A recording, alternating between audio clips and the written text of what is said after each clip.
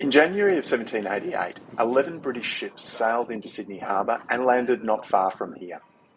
To be really clear, their intention was not to engage with the 250 or so nations who had inhabited this continent for 60,000 years. The British were moving in. I'd like to start by acknowledging that I'm on Aboriginal land. This is Gadigal country, and pay my respects to the elders of the Eora Nation who've been fighting for this land for the last 234 years. I'm Nick Ward, and I'm standing for Preselection for the New South Wales seat of Sydney. I've spent the last 27 years in the travel, technology and education sectors, both in private industry and in government. Prior to that, I was a gay activist in Queensland, working to overturn the state's anti-LGBTI laws and to bring in protection from discrimination.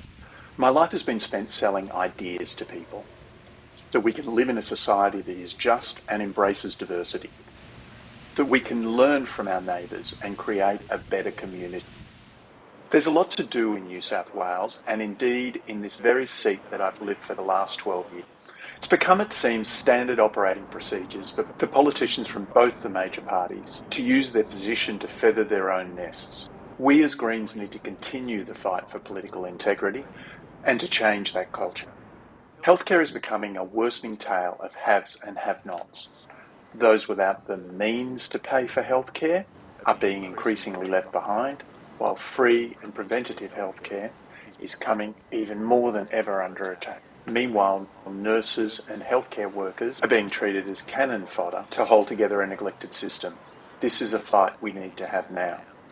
Education is the other area that's rapidly becoming a very different story for the wealthy versus the rest, while teachers and childcare professionals are being treated appallingly. As the gay dad of a 7-year-old daughter, nothing is more obvious to me. This government has put roads ahead of everything else, when there should be a focus on public transport and cycling. Moore Park East plans need to be more balanced, with more focus on urban accessible bushland, rather than the majority being sporting fields. Our harbour is on our doorstep, and yet most people wouldn't dream of swimming in it. And I'd like to return this jewel right here to everybody to be able to use again.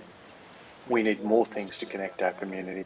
The housing crisis is seen as clearly here as anywhere in Sydney, with purchasing a property out of reach of most people. Affordable housing and renters' rights must be a battle we win.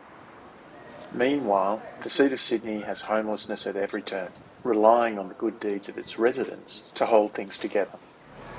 I'd like to be the Green voice in the seat of Sydney for the 2023 New South Wales State campaign. If you'd like that too, I'd appreciate your support.